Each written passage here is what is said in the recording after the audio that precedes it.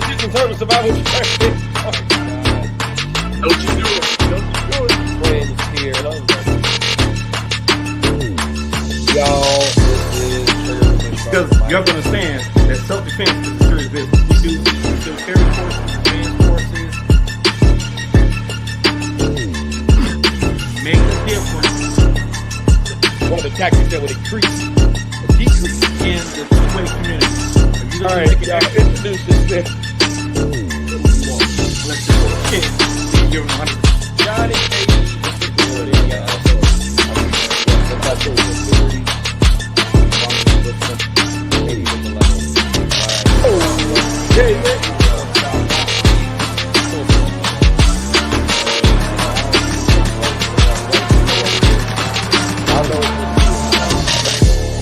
You already know what it is.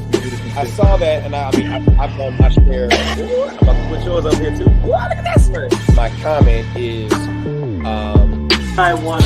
hey, you'll be back. Hey. But no, so Marquise Moreno PC.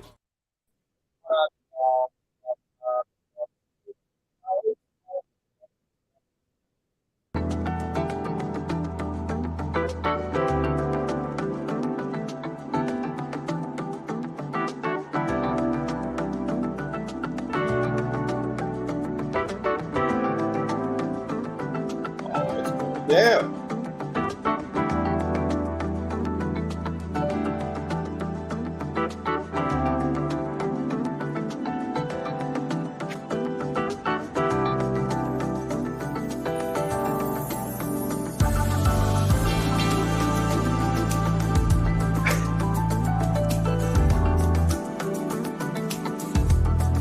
Hey, cuz I just want to try the music out. That's all. Hey, Kim.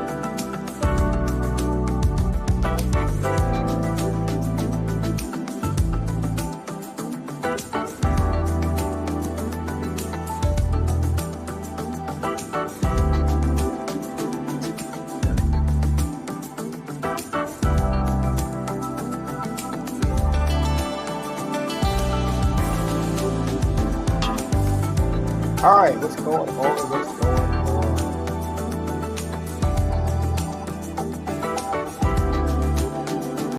All right, yep. Go ahead and fade that out. What's going on? What's going on? All right, so welcome.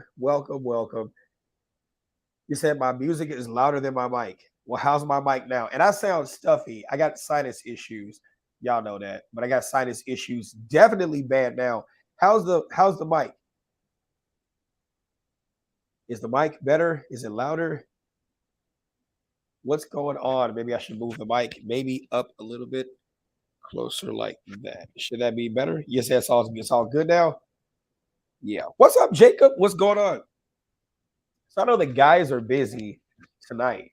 It's all good. Yeah, my nose is. I sound very nasally, probably more nasally now than I usually sound.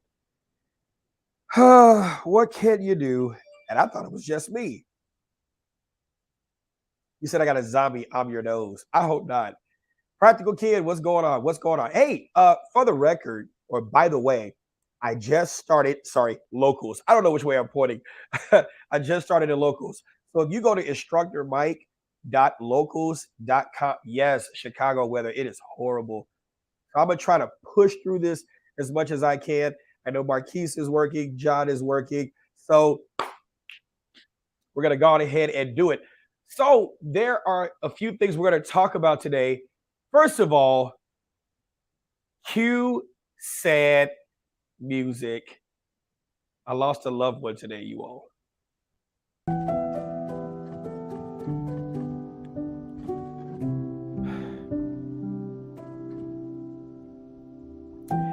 The Heller Foundation. Hey, what's going on? Hey, you know what? I'm going to drop the link after I talk about the loved one that I just lost. Heller, Dick Heller, if you want to come up and talk about your win, I would love to have you on here if you want to. If this is Dick Heller, I appreciate you. But yeah, I just lost a loved one today. In Chicago, you never know where it'll hit. You just never know. And I couldn't even save him either. No, Cuzzo! He said he would never put more on you than you can bear. I gotta be very quiet now. Let me call the police. And it's a shame that you can't even be a bear in Chicago without getting shot in the streets.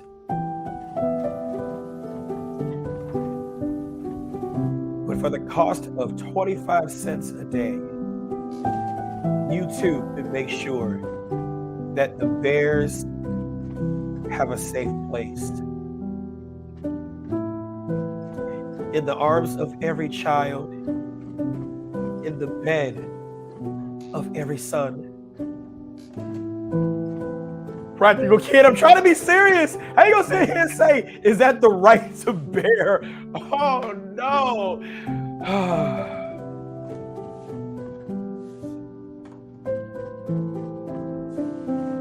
Thoughts and prayers. You guys are not better. This is not cool. I can't bear it. Say his name. Say his name.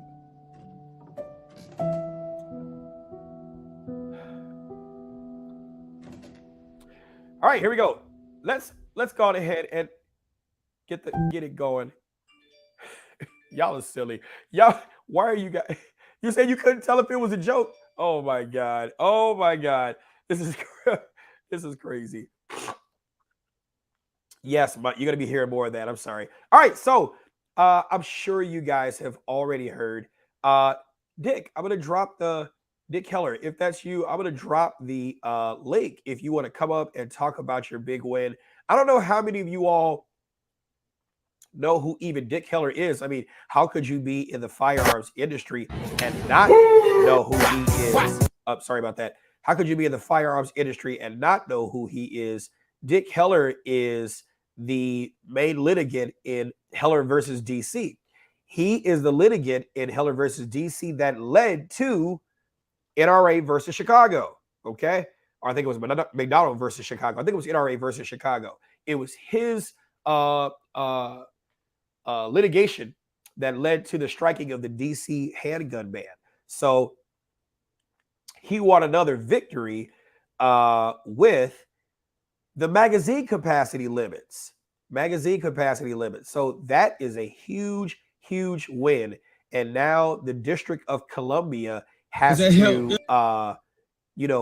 make up another rule or something to that effect. You know, they're going to always try. They're going to always try. It's not anything new. So if you're off to bed, outstanding. Thank you for what you did. You all, if you haven't already gone ahead and followed the Heller Foundation, please feel free to do so. We got a champion. And I'm sure you all heard about the 4473. Now, some people may not be advocates of this, but there was a case, United States versus, I think his last name is Gonzalez or Gomez. On the ATF form 4473, there is a question on the ATF form 4473 that says if you are under indictment, that you are prohibited from purchasing a firearm or possessing a firearm. And that was stricken down in one of the district courts, I believe the Western District of Texas. Let me pull that up. I actually have the court case right here. And it definitely is a big win. Yeah, here it is. It's going to be a lot of legalese and stuff like that, but I think it's worth diving into. So let me go on ahead and switch the screens from here to here. Hope you all are doing well. This is a big win. He said, I met Otis McDonald in Springfield during iGold before we got concealed carry here in Illinois. Good deal. Yes, this was in Texas, and this is I would assume to be a big win because as a former cop, I can understand people under indictment for violent offenses. But if you are under indictment for a non-violent offense, it's almost as if they are treating you like you are guilty until proven innocent, only to be found guilty, especially if it's a federal case. People are reacting to my post. It is so silly. By the way, if you all would care to donate to me passing out books, I've received more donations. I'm passing out more books. The Cash App is going across the screen. If you want the PayPal links, those are always in the description as well. $5 gets a child a book. So if you appreciate this information, and nothing new is under the sun, so it isn't as though I'm saying anything different. Also, we are going to talk about, hey, Kitty Ray, we are also going to talk about the Ohio dad shooting through the door. That is going to be an interesting conversation. There are some things that happened in that situation that were right, and there are some things that happened in that situation that we are going to have an interesting conversation on in hopes that you don't do. It's going to be a very interesting conversation. So let's go ahead and get to that. I've been trying to share this screen for the longest. Sorry about that. And yes, I am nasally, probably more nasally tonight than I usually am. So here is the case here. All right, here we go. It is the United States. Can you all see this? Let me try to zoom in. Oh, that's too far. Okay, good. United States of America versus Jose. Let me get rid of the comment real quick. All right, good. And happy hump day to you too. Probably push. Nope, I'm in the way still. Yeah, that's better. Okay. United States of America versus Jose Gomez Cures. I believe that's what that is. Here we go. The court faces a predicament similar to Plato's allegory of the cave. There are no knowns. A defendant who was convicted of buying a gun while under indictment. After the Supreme Court's ruling in New York State Rifle and Pistol Association versus Bruin, that defendant asked this court to reconsider the constitutionality of his statute of conviction.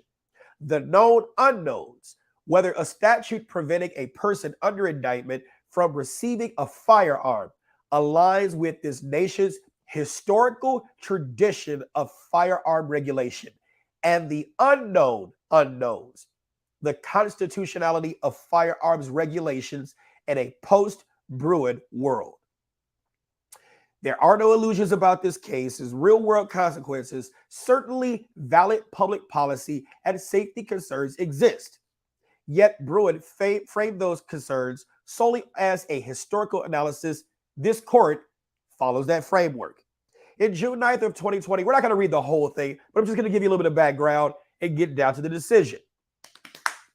On June 9th, 2020, Jose Gomez Cures, hope I'm saying that right, don't get mad, the defendant, was indicted in a Texas state court for burglary, a second-degree felony.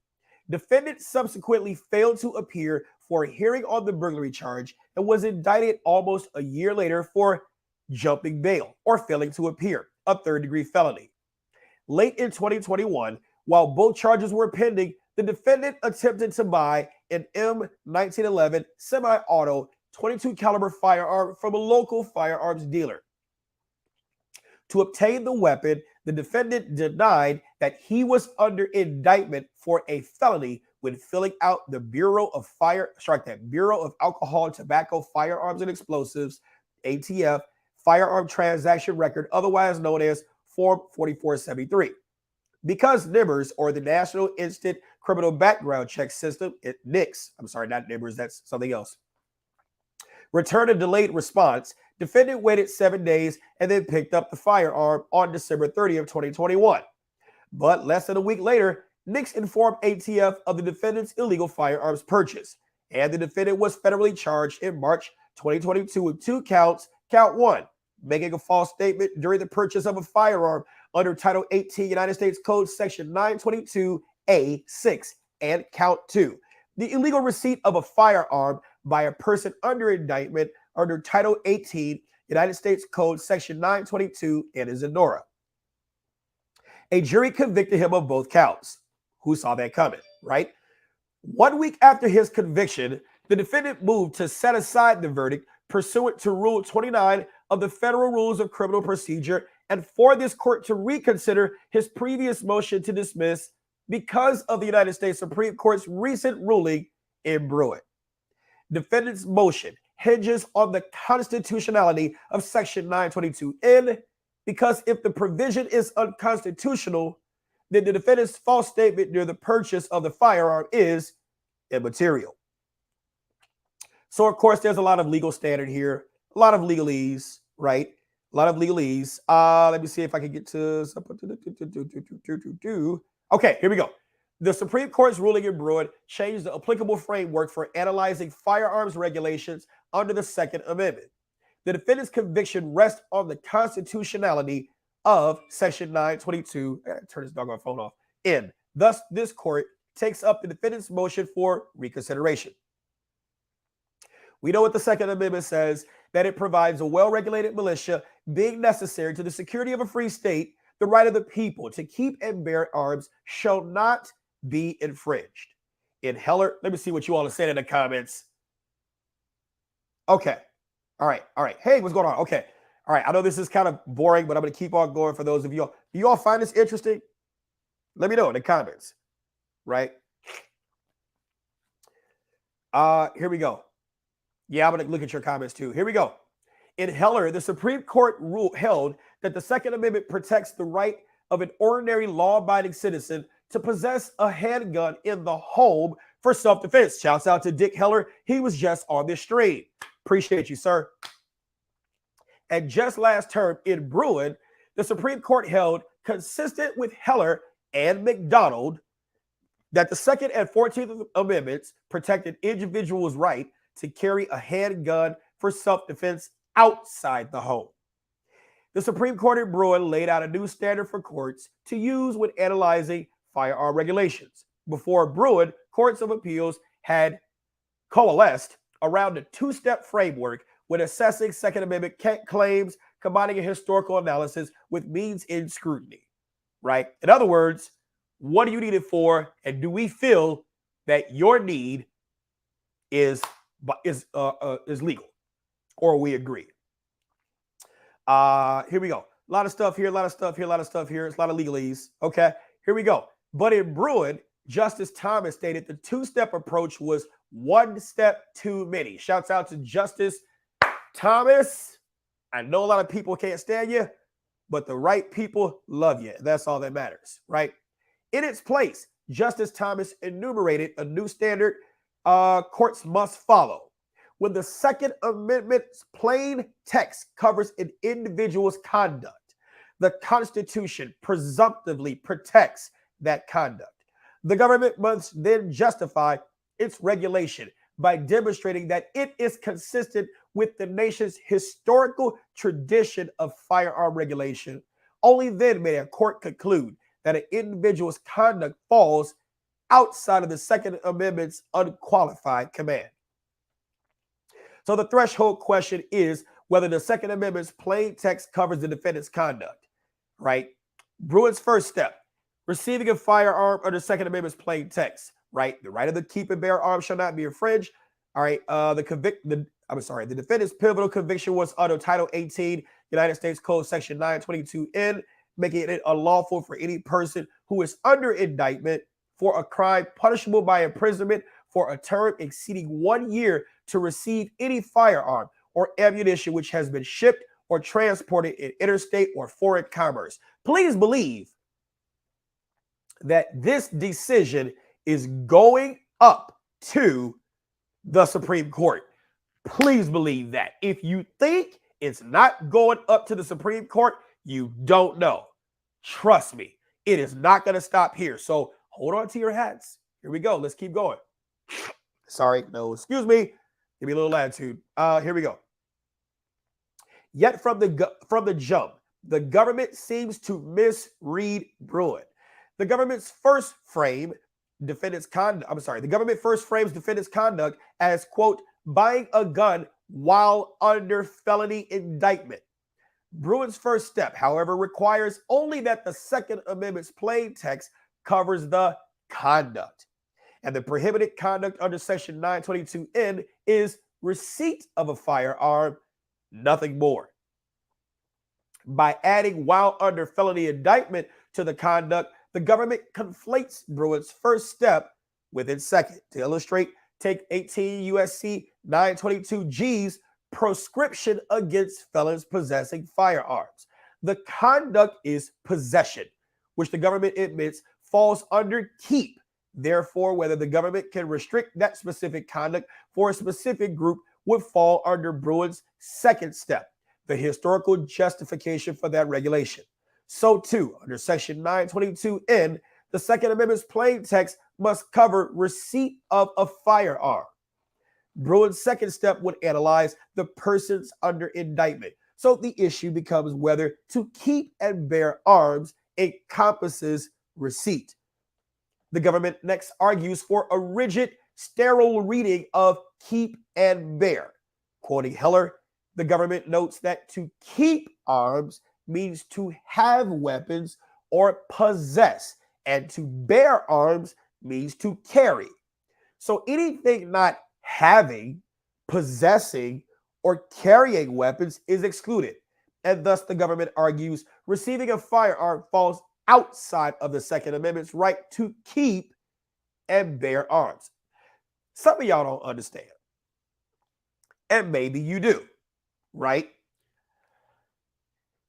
Statutory law is black and white. Case law, which is what this is the gray area. And I love how this judge breaks it down. Here we go. Yet the plain meaning of the verbs have or possess include the act of receipt. For example, to have means to be in the possession of something received. Therefore, to have weapons would encompass the past receipt and the current possession of those weapons. And logically, excluding receive makes little sense. To receive something means to take into one's possession. How can one carry, strike that, how can one possess or carry something first without receiving it? Receipt is the condition precedent to possession. The latter is impossible without the former. Taking the government's argument at face value would also lead to an absurd result. Indeed, if receiving a firearm were illegal, but possessing or carrying one remained a constitutional right, one would first need to break the law to exercise that right. The government is asking, in effect, to banish guns to Hotel California's purgatory. You can check out anytime you like, but you can never leave. Okay, let me get.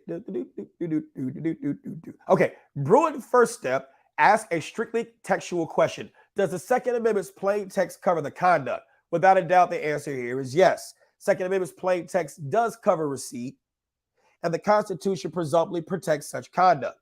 Thus, Section 922N's constitutionality turns on whether prohibiting persons under indictment from receiving a firearm is consistent with the nation's historical tradition of firearms regulation.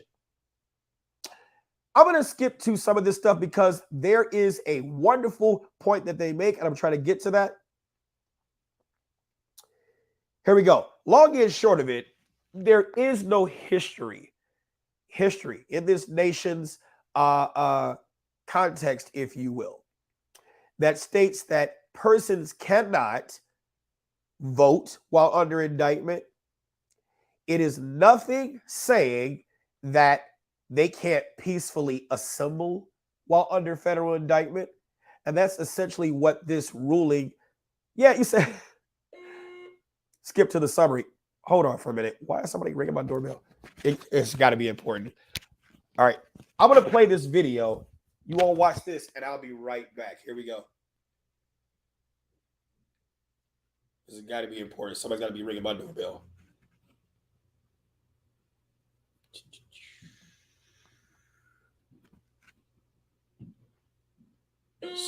Yep, there it is. Hold on one minute. Let me see what's going on. All right, you all watch this. Here we go. Oh, again. Come on, guys. Ears open, eyeballs click. The Second Amendment to the United States Constitution does not just require that we exercise the right to bear arms. We must exercise the responsibility that comes with it. And if we're going to be good stewards of that Second Amendment, that means we have to secure our firearm out of the hands of children and other unauthorized persons. So without delay, let's get to it. This story comes out of Baton Rouge, Louisiana. According to WAFB, the East Baton Rouge Sheriff's Office said the father of a 4-year-old boy is facing a charge after the boy allegedly found a gun inside of a vehicle and accidentally shot himself. Now, the shooting occurred on Prescott Road around 6 p.m. on Friday, July 8th. That's right, this year. And the boy was pronounced dead on the scene, according to investigators. And you guessed it, the father facing a charge of negligent homicide. Again, in June 28th, a 45-year-old man was arrested after his 8-year-old son found his loaded gun in a Florida motel room. And that 8-year-old boy fatally shot a 1-year-old girl and wounded her 2-year-old sister, according to authorities.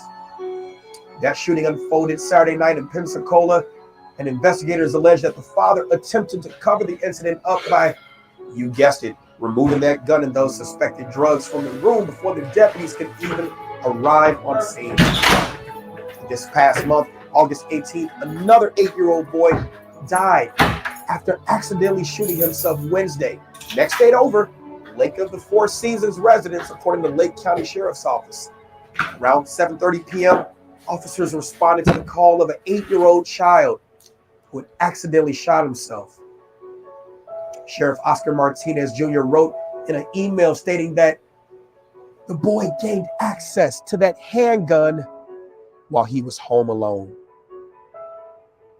August 25th in Gainesville, Florida, a toddler shot and killed himself while playing with the gun he was able to get his hands on. Y'all gonna learn to secure this stuff. I'm tired of these stories. The Gainesville Police Department said that the 3-year-old grabbed that gun from an unlocked gun case inside of a home. This has got to stop. And these are just the 4 of many stories of children, our innocent babies, caught up in the recklessness that comes from not securing that firearm. I've talked to a lot of people, I've trained a lot of people, and I understand the balance that has to be stricken between easy access to it in a stressful situation and securing it from those who should not have it. And that's why I'm proud to be a partner with MaxSafes. You've seen the videos. I've shown you the patented biometric vein technology. It's not fingerprint, it's recognizing the patterns in your veins. 3 ways of entry: key, vein pattern recognition, and touch backup. It stores 50 of them. It's a large capacity, some small too. High capacity 14 to 16 gauge carbon steel. It's California DOJ approved, and better yet, free lifetime warranty and 30-day money back guarantee. And if you are watching this in the state of Illinois, Section 24-9 of the Illinois Criminal Code requires that you secure that firearm in a locking mechanism. You've seen some of my other videos that talk about the ways that they could be secured. Well, why not secure it in a safe that provides you not only 1, but 2, but 3 ways to access that safe? Messy fingers, hot sauce fingers, chicken fingers, oh, bloody, sweaty mess. Say less. Hit the link in that bio. What do you have to lose? Now get off this video and go hug your children. Tell them that their life matters and show them that their life matters. Order yours today, because your child's life is a terrible thing to lose.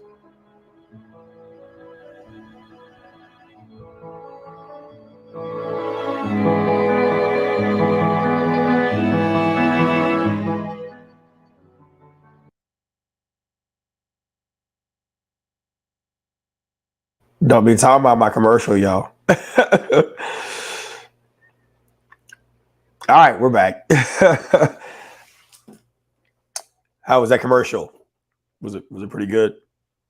Was it pretty good? I don't know. I had to add the sad music in. All right, let's get back to reading. There was somebody trying to get their kid. No kids here. Here we go. Let's stop this. Let's get to the reading. The reading of this for the edification of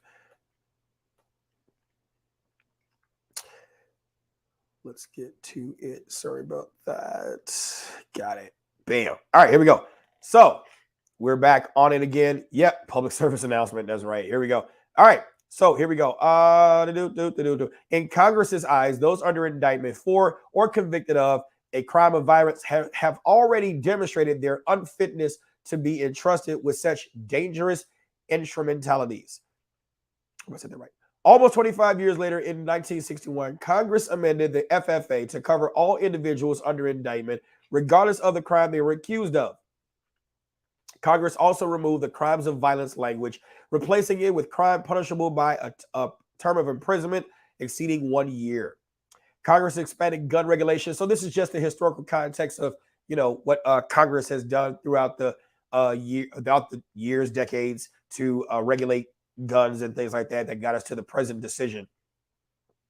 Congress expanded gun regulations yet again with the Gun Control Act of 1968. Key amendments included defining indictment to mean an indictment in any court, thus adding persons indicted under state law.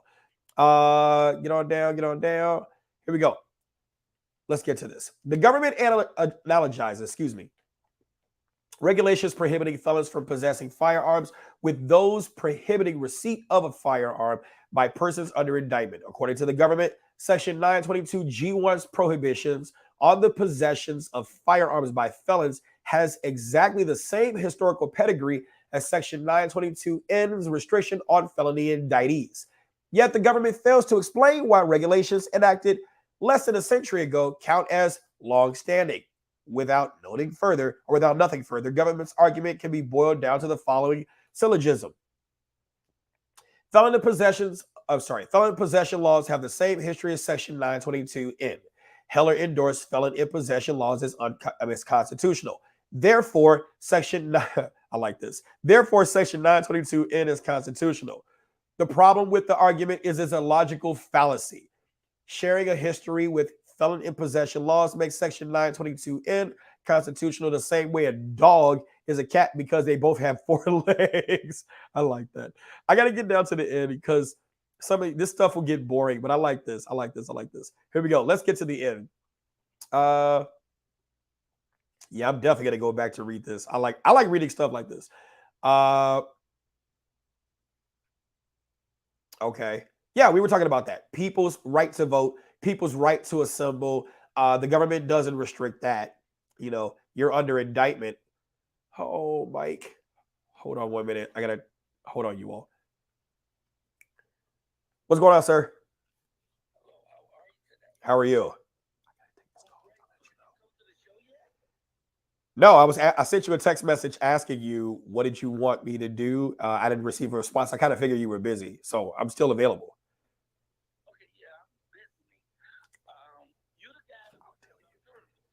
That's correct. Yes. I can. Yes, I can. I am. Okay, so it's 9 o'clock your time. Not. At 8:45, we hit the link I'm going to send you. Okay. And that puts you on the green book. Got it. You should set up somewhere that has nice light, and then I can see your books. So we talk about them. You got like 3 different types, and we'll talk about what they mean. The different one. I know you have one that's a workbook, and you had the one different type of book. So anyway, I was just telling you different books, charts, just the whole thing. Now people can get them. Yes, sir. Will do. Pretty much it. You have a 7-minute interview. Yes, sir. I always tell people to lollygag. Fans come on my show. You're right. They want to talk about first time talk and all that shit. You look up in your business, We'll be gone. Right. You're right. You're right.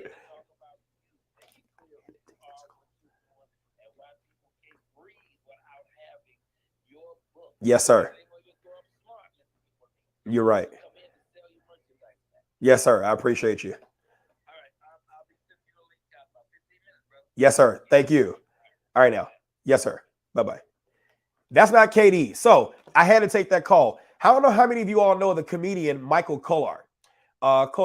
Well, I was selling my books at one of his comedy shows, and he did something amazing. So what he ended up doing was he went to the back of where my table was, and he purchased some books. He really loved them, And he went on stage and he shouted my books out to the audience, talking about how they were great and stuff like that, what he found that was valuable in the books. And they flooded my table, and I sold like 100 books within like 25 minutes. So that was him calling. Sorry, I had to take that call. I'm going to be on his show tomorrow. So yeah, I'm sorry, I had to take that call. Sorry, not sorry. Yeah, I needed to take that call. So I'll be on his show tomorrow. He was telling me I only got 7 minutes. So it's going to be the best 7 minutes ever. So Michael Kolar has a show on YouTube, iHeartRadio, stuff like that. And he's going to send me the link. So that's what that was about. So yay, opportunities. I appreciate all of you all. Hey, Gail at Night. Hey. Yes. Would you like to be a moderator too here? Yeah. Shouts out to Gail at Night. Please. Matter of fact, let me drop your link. I did subscribe to you, and I appreciate what you do. Shouts out to the lead attorney too. Those of you all who are watching, who are married, trying to get married, thinking about getting married, child support. I'm just saying, you got to go to the lead attorney's page. His page is like the page that I wish I had. Nothing against my ex-wife. This is not a comment against her, because when you are trauma bonding, the things that you think you know, you don't. The things that you think, I'm just saying, it's so much that comes to me. And that's not the context of this show, but I just feel led to say that. Go over to the lead attorney's page, subscribe to his page. You will not regret it. I promise you, you will not regret it. You will not regret it, please. Awesome information. Awesome information. I added you as a moderator, Gail. Awesome information. And I sub to you as well, Gail. So yeah, you're awesome. So I just wanted to just shout that out. All right, so let's get back to this, because right now we've been discussing the case of, I believe his last name is Gomez Quiores, U.S. versus Gomez. I'm going to say that. There was a Supreme Court, not a Supreme Court, but a Western District of Texas ruling by a federal district judge that said that the section banning persons under felony indictment from not possessing guns, he deemed that as unconstitutional. And we've been going over that. Thank you, Gail, for dropping his link. I'm telling you, you all will not be, was it Lala? The link is right there. Gail just dropped it. Just drop the link. Please, I beg of you, and when I say value is in his page, value is in his page. Like I am always a proponent. Last thing I'll say, and I'll get back to the law, to the ruling. I am a proponent of talking to a divorce attorney and retaining his services or her services prior to getting married. Marriage is a wonderful institution if you are prepared for it. And there is such a thing as being qualified for it. It's the worst mistake ever, getting into it strictly on emotions. You will, shit. It's so much value. Don't take my word for it. Screw me. I'm nobody. Go look at his page. Go look at his content. I guarantee you're going to find something that's going to speak to your soul. Okay? All right, let's get to it. Or don't. And then we'll find out some shit about you. And then you'll be a subject. We need more content. Look, when you all mess up things, including myself, do you know what that does? That creates content for content creators. Let's keep going. Let's keep going. The link is right there. The link is right there. Gail at Night, if you're, okay, so what I'm going to do, I wish I could take the comment from here. For those of you all on Facebook, it's called The Lead Attorney. You have to go to YouTube. Go to my page on YouTube, Instructor Mike, Gail at Night, awesome moderator who does it. I was just made a moderator on Lee's page. I'm happy, right? But that's an honor. So go to YouTube, click on that link. I promise you, it will speak to your soul. And he is just hilarious. Yes, I'm going to shout out people's pages who I find value. I'd rather be valued than be loved. You can put some love sauce on top of that value, but I want value. Let's get back to it. Here we go. All right. Here we go. Another reason, and this is perfect right here. The historical disarmament of specific groups. Another reason that Section 922 warrants skepticism is the historical misappropriation of law to pretextually and unlawfully disarm unfavored groups. The Supreme Court noted such historical uses against blacks in both Bruin and McDonald versus City of Chicago. Shouts out to Otis McDonald. Shouts out to Rhonda Ezell, the plaintiff in Ezell versus Chicago, striking down Chicago's handgun ban. After the Civil War, systematic efforts were made to disarm blacks from obtaining, possessing, or carrying a firearm. For example, an 1833 Florida statute authorized white citizen patrols to seize firearms found in the homes of slaves and free blacks, and provided that blacks without a proper explanation for the presence of firearms be summarily punished without the benefit of a judicial tribunal. Another example would be the aftermath of the Cincinnati race riots in 1841. The day after the riot was quelled, all blacks were disarmed. And the day after that, white rioters ransacked the now defenseless black residential district. That pretextual disarmament wrenched away black residents' individual right to self-defense, the central component of their Second Amendment right.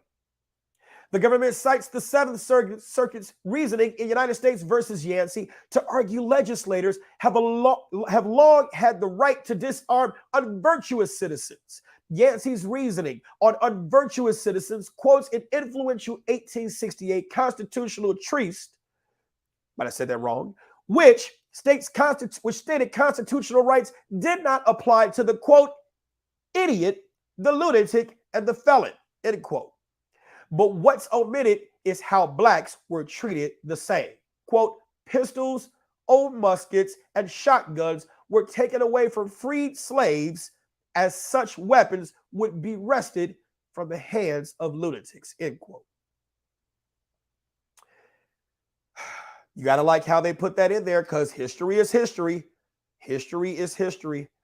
Let's get to it. Let me find some picks. We got to speed read some of this stuff. I love it. Here we go. More explicit. Did not erase societal public safety concerns. They still exist. Okay, good. So this is a good point. The court notes the above concerns not to bolster its conclusion, but to highlight how Bruin changed the legal landscape.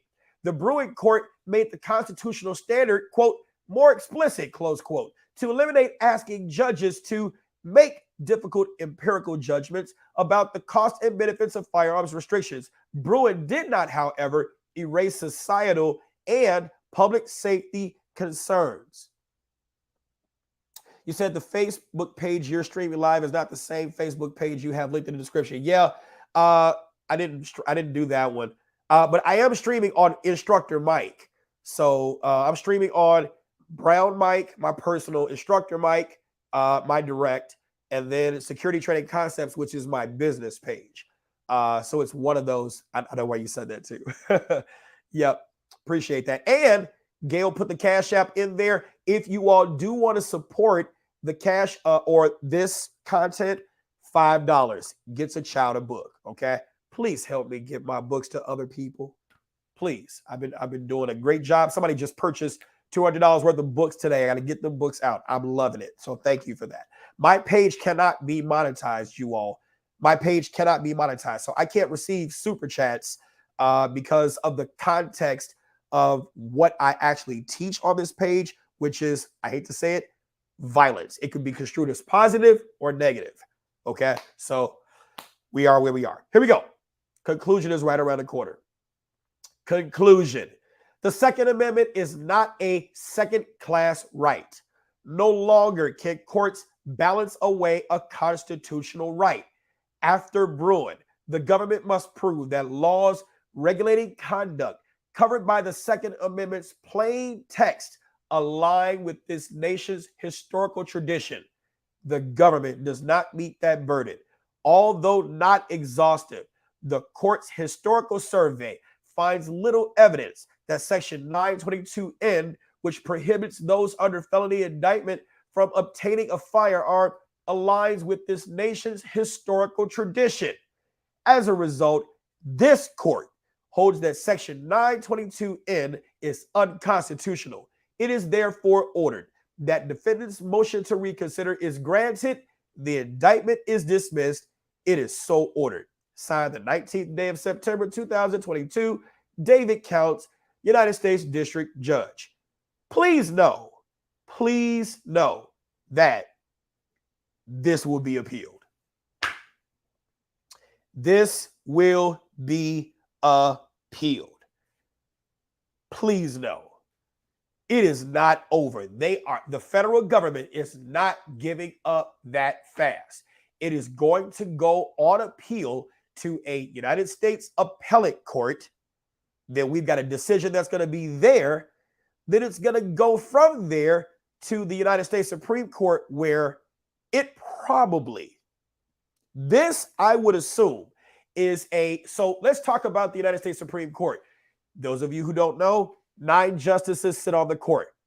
At present, the court is a conservative majority with a 6-3, although Chief Justice of the Supreme Court, I'm having a brain fart, almost called him Thomas.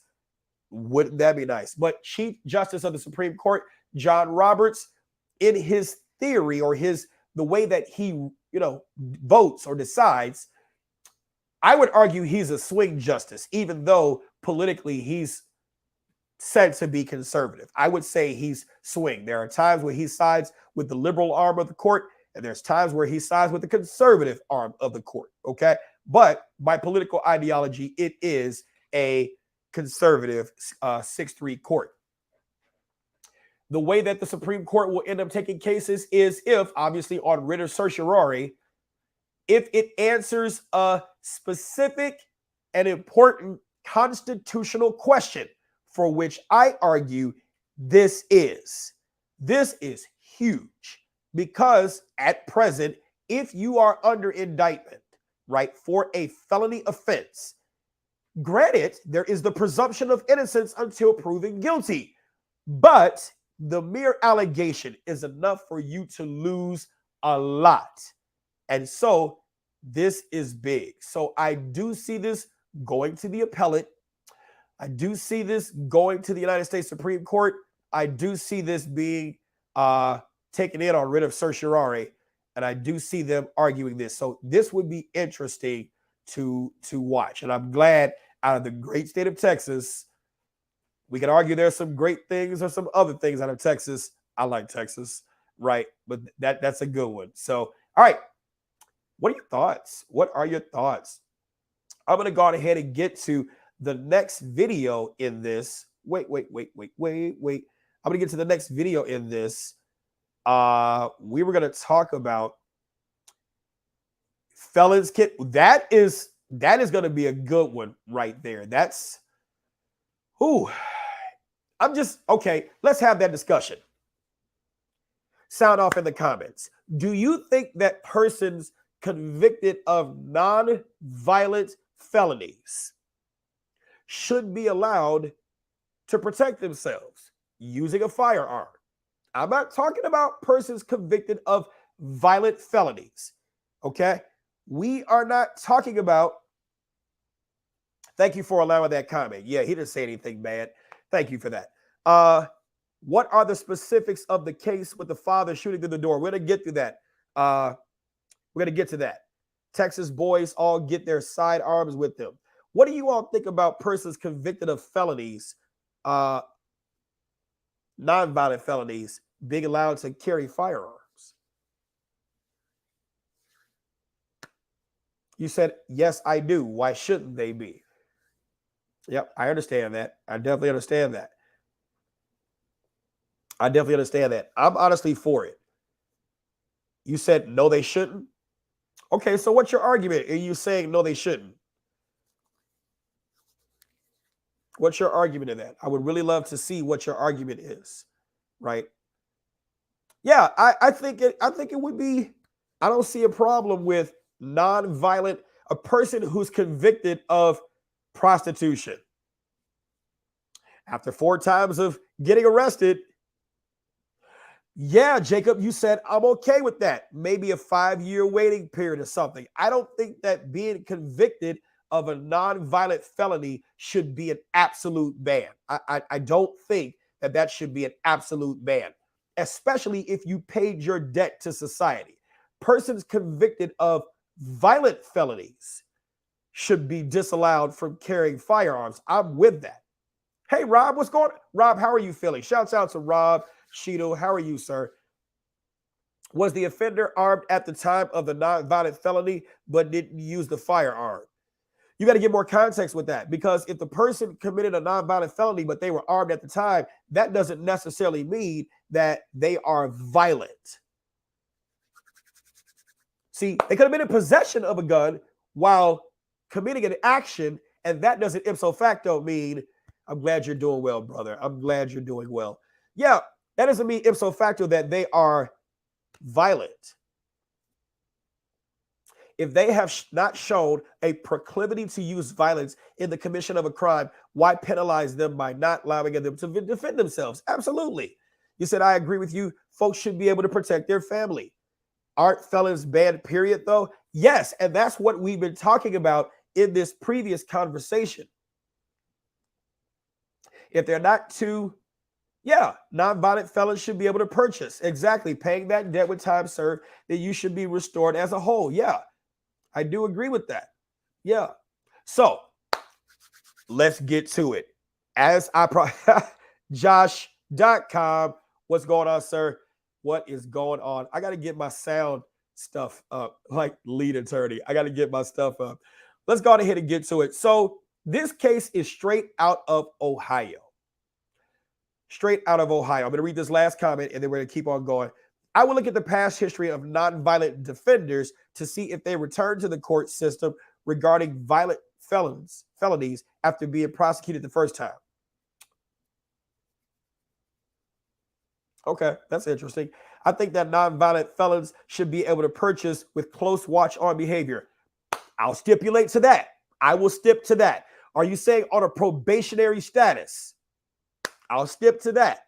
I will stipulate to that. That makes sense. But just an outright, writing bad checks or committing wire fraud is not armed robbery. I agree. And hopefully, right, that could be something that could happen. Here we go. That's what I'm asking. Do you think a person armed at the same time of a nonviolent felony but didn't use a firearm, should they be able to possess the firearm after? I agree. I think so. When you're saying armed, what is the context of this being armed, right? What's the context of DUI felony? I'm not on that one. If they had a DUI, right, and it's a felony, right, and they've obviously done their time, and there's got to be some waiting period. You got to show a period of sobriety. And if you show a period of sobriety, right, then after that time, I think that you should be able to, okay, he stopped calling. Good. I think that you should be able to, right, after a period of showing sobriety, carry a firearm. I would think so. Okay. All right, let's get to this video, you all. We are going to talk about the Ohio man who fatally shot his daughter's ex after he attempted to break in. This is going to be an awesome lesson. Awesome lesson, because there was more context that wasn't shown in one of the other videos. You said, Instructor Mike, I covered this shooting on my channel and his door jamb was broken. All right. So here's this. I'm going to ask a question. Should you shoot through a door? And then I'm going to read you a text message that was sent to me by a law of self-defense firearms expert. I'm going to read it to you. It's going to be awesome. It's going to be awesome. Let me get to this. Thank you very much, Gail, for being a moderator. I greatly appreciate you. Let me share this. And then I'm going to drop the link, and I want to invite you all up. You remember seeing the video? Well, this video is going to be good because it's not going to show the actual event where he was shot. Now, some of you all are already answering No. Let's get to it. Here we go. Tonight, new videos showing the deadly encounter on the porch of an Ohio family home.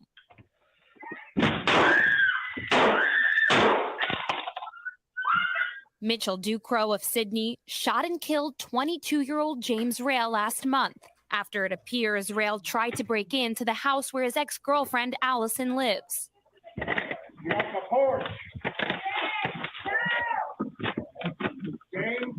In video captured by a home security system and provided to NBC News by local police, you can see Rail first ringing the doorbell multiple times.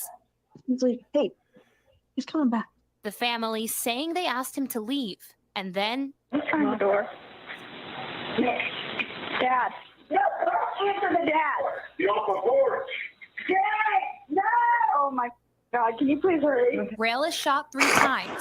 We've paused the video to obscure this graphic moment. He stumbles backwards and falls to the ground. 2 minutes later, a bystander walks up to Rail's lifeless body. Okay, well, he's not moving. He don't have a gun. Did you shoot him? Yes! Oh. Okay. Call 911. We're on the phone with him right now. Rail was pronounced dead at the scene. He broke through the door and my dad shot at him. Audio from the 911 call confirms Allison Ducrow phoned police while Rail was on the porch, when she says he tried breaking into the family home. The pair previously dated but broke it off some time ago. The circumstances of their split, not clear. The family interviewed by police. Once I realized he was getting in and the door was open is when I shot. Rail's sister, Jessica Colbert, says her brother out for Allison. He's there for a friend. Colbert, emotional at the loss of her baby brother. I fell to my knees. Because it couldn't be true. He's not supposed to die before me. Last year, a new stand your ground law went into effect in Ohio, expanding rights for individuals using deadly force in situations of self-defense. Prosecutors in this case deciding not to move forward with any charges against Mitchell Ducrow. I think not only should Mr. Ducrow be held accountable, but so should the other people involved that did not do a full investigation. But on that day, 1 month ago, Allison was grateful for what her father did. I'm not mad at you. Thank you. Come here. I'm okay. Thank you for saving me. Dad, you're the best dad ever. You just saved my life. All right, Julie Sirkin joins us now live in studio. We do want to mention that last piece of video was some body cam from police as well. So the sister you spoke to seemed to insinuate that the investigation was not over. What do we know? Yeah, she told me that the investigation was not complete. And tonight we are hearing from the Shelby County Sheriff's Office who dispute Jessica's allegations, saying they conducted a full investigation. The sheriff noted he understands the Rails family grief and added, and this is interesting, quote, a young man lost his life and there have been many other options, but the law is the law and we take oaths to uphold that law. You know, I do want to ask you that the ring cam, it's a little tough to tell. Was the suspect actually able to get in the house, the ex-boyfriend, or is it just sort of a back and forth tug of war with him trying to break the door down? I'll answer that, Kitty. His father actually said that the suspect, the ex-boyfriend in this case, tried to gain entry, his shoulder actually starting to push that door open when he was fatally shot.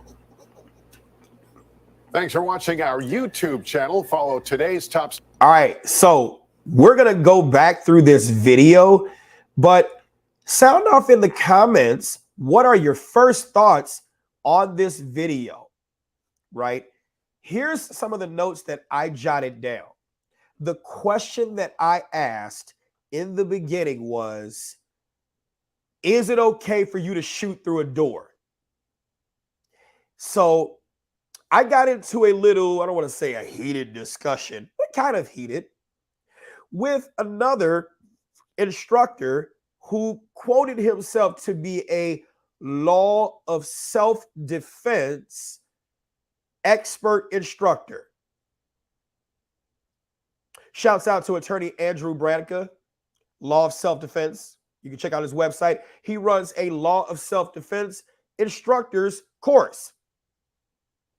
One of the first things that took me back with this particular course was it states on the website, and I'm going to show it to you. I don't want to sit here and misquote anything, right? Good. Here we go. Law of self-defense, right? I'm going to go there. And I think that it's important to, look it up, right?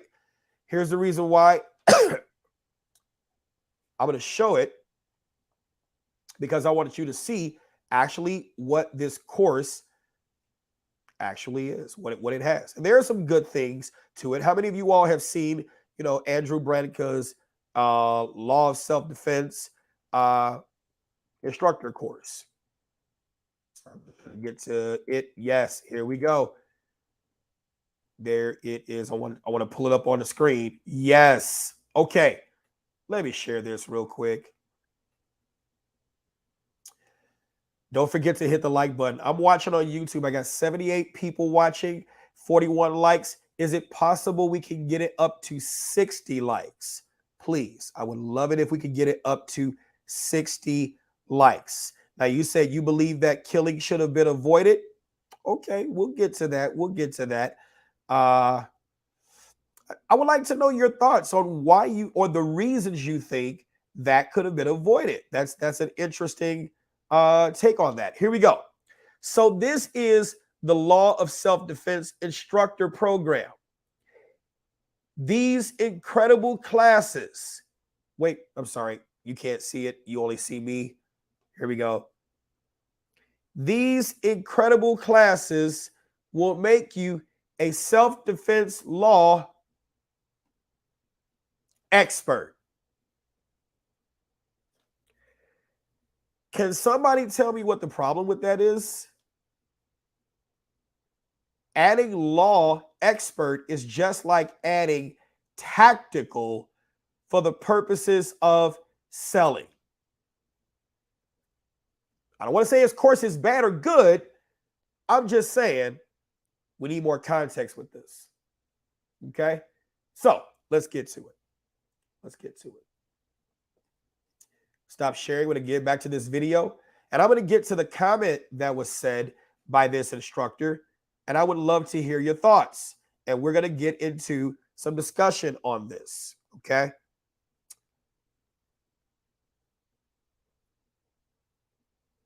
All right, here we go. Sorry about that. I had to get through a whole bunch of other comments. Here we go. Black folks do not look at this, and I'm reading this straight from the text message here. Okay, here we go. Black folks do not look at this as a legitimate legal proof self-defense case. No, the white father wasn't charged, but if you go before the prosecutor with those same facts, you might not be so lucky. As a law of self-defense expert instructor, I would never advise a person to shoot through a closed door. Now, if the door was breached and the intruder began to make entry, then that's a different set of facts. By shooting through a closed door, you have no idea where your rounds are going or if the threat has stopped, thereby exposing yourself to unnecessary collateral damage and excessive force. Note, I am not an attorney and this is not legal advice. So my response, and this is a good thing that we actually do have camera footage. I'm going to show you how the door looked. You can actually see how the door, there we go. You can actually see how the door looked. I'll show you that shortly. I said, given the proof, he might have been fine anywhere so long as no one else was hurt. What jury would convict with video of the criminal trespass, attempted home invasion, and the warnings to depart, the escalation of the use of force used to attempt the break-in, and the knowledge of what the victims knew of the person on the other side of the door and his actual propensity towards violence? This wasn't a random person. This wasn't an unidentified person. The person was clearly identified. And if I aimed at the door, center of mass, I am more likely to hit the person at the door than indiscriminately shooting. you're a, quote, law of self-defense expert, end quote. Okay. Please cite the case law that says you cannot shoot through the door as a general rule. Please cite a statute that says you cannot shoot through a door under certain circumstances, and give it a set of facts known to the operator at the time of the event. This is absolutely permissible and may be worth the risk. I know you took the law of self-defense instructor course. I wouldn't call myself an expert if you have not been a practical operator to understand variability in the circumstance. You might advise somebody wrong and get them deleted. You don't carry a pistol to avoid going to jail. You carry a pistol to lessen the chances of you being deleted forever. Ask anybody who has ever used deadly force. The law was never in their mind at that time. It was survival.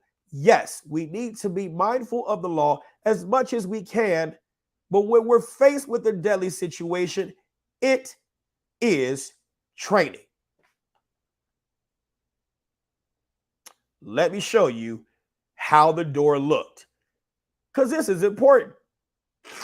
Sorry about that. I'm going to read your comments. Give me 1 minute. Let me share this. And that's how the door looked right there. You see that door? Do you see that door? Instructors, you got to be careful not to give absolutes. If you are watching this, or will watch this later, you got to be careful not to give absolutes. Not all doors are the same. Not all doors are the same. This is a door where you can clearly see the silhouette. You have a ring camera where you can see who's on the other side of that door. You clearly have warnings that were given. You clearly have, right? If watching on ring camera, target can be seen, background can be seen, door had decorative glass panels, and the offender was breaching. Under these set of facts, these set of circumstances, right? He knew where his body was. He knew where his body was because he was bumping it with his shoulders. Absolutely.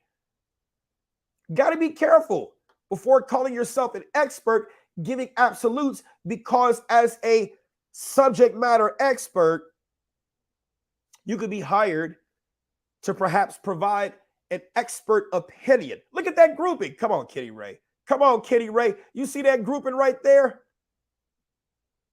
Now, Jacob says, I'm not saying this guy was justified. I don't know all the details, but it is clear in the Illinois use of force laws to stop or prevent an illegal entry if it is made in a violent and tumultuous and riotous manner. Absolutely. That is 720 ILCS Act 5, Section 7-2, in defense of dwelling. Outstanding job, Jacob. It is so awesome when you get with instructors who understand the context of the law. Now let's get to more parts in this video, because there's some oh no you didn't or oh no you shouldn't in this. Let's start over. Here we go. Let's watch. Counter on the porch of an Ohio family home.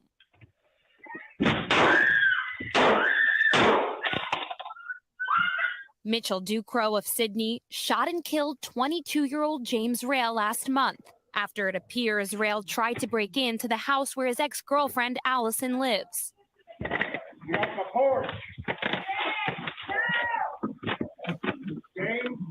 In video captured by a home security system and provided to NBC News by local police, you can see Rail first ringing the doorbell multiple times.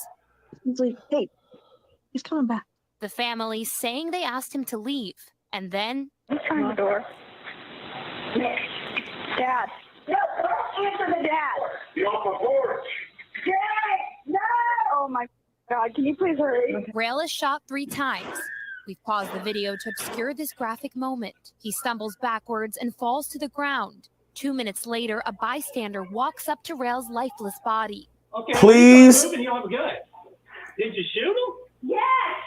Don't be these neighbors. Oh my God, please. Okay, so let's have a little mini conversation. Here we go. This is why it's important for you to know your neighbors. Now, in Ohio, you already know it. You already know it. Excited utterance. You already know it. You already know it. Well, did you shoot him? Yes.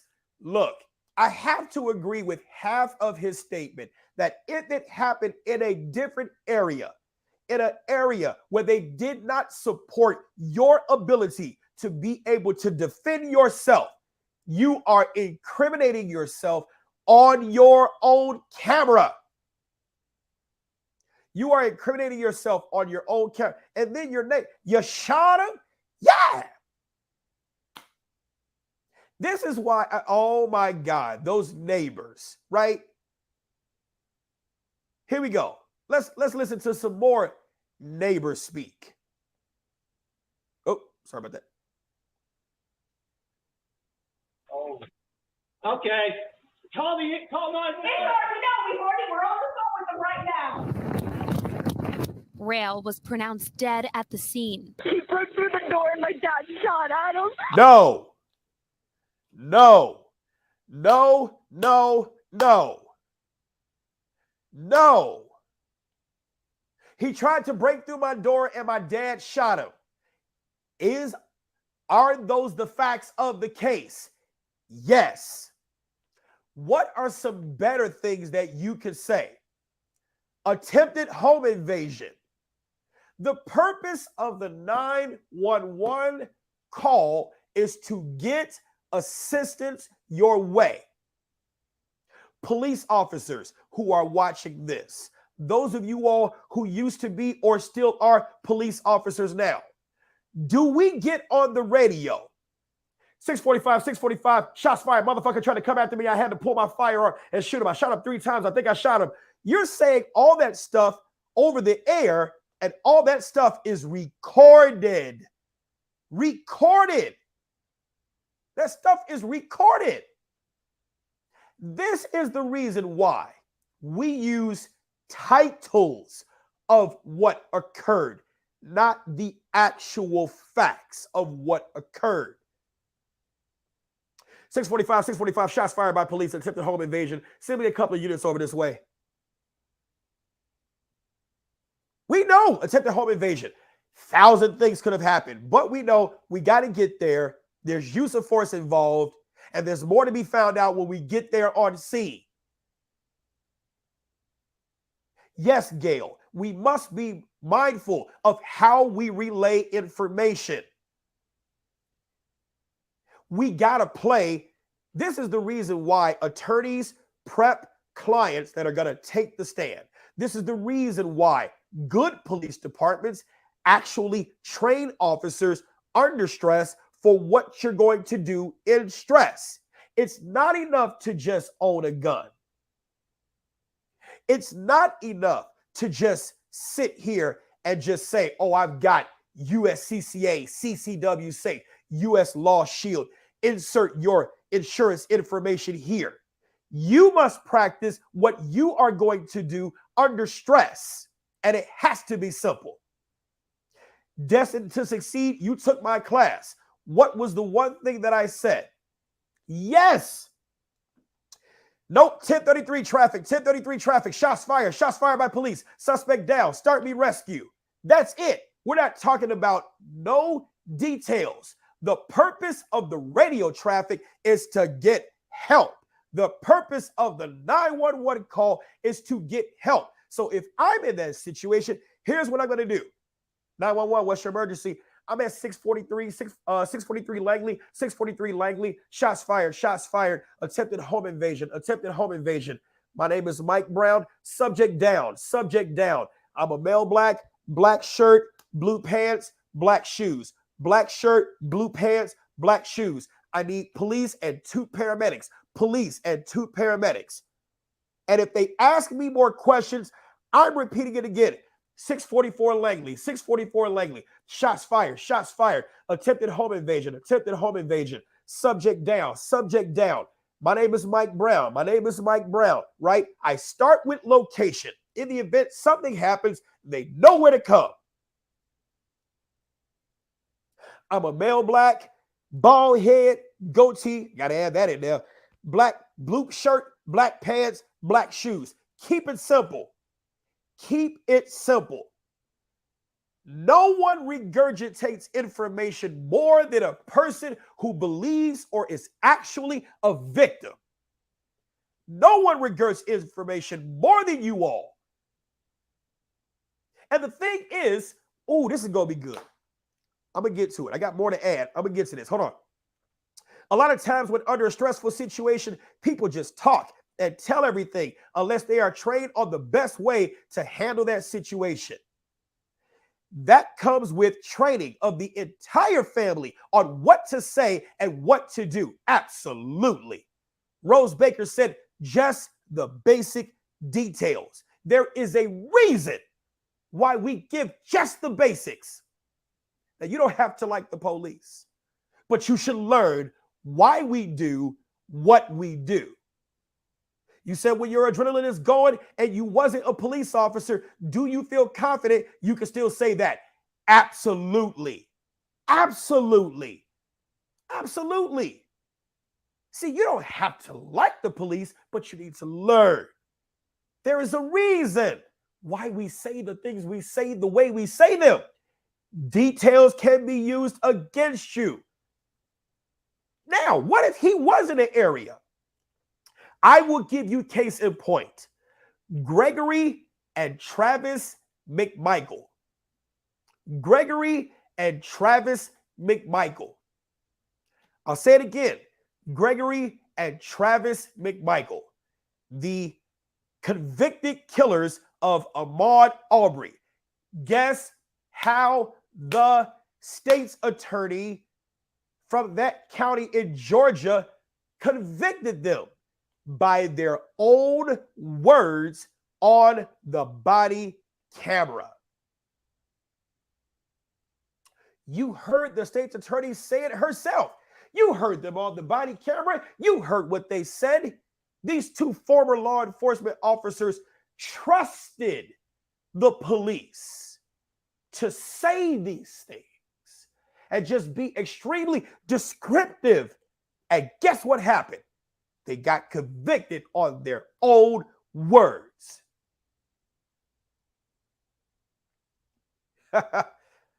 6 more likes to 100. Can we please, if you're watching on YouTube, hit that like button. Please hit that like button. The way she said it, the police would be on their way to lock her father up. She made the father sound like the villain and the ex look like the victim. It could be construed that way. You don't give the person the rope to hang you with. You don't give the person the rope to hang you with. Shouts out to Gail. Thank you for that. Let's get back to it. I hope you all are finding value in this.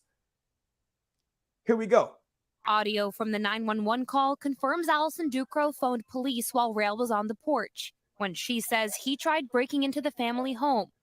The pair previously dated but broke it off some time ago. The circumstances of their split not clear. Who do you not see in that room? Who do you not see in that room?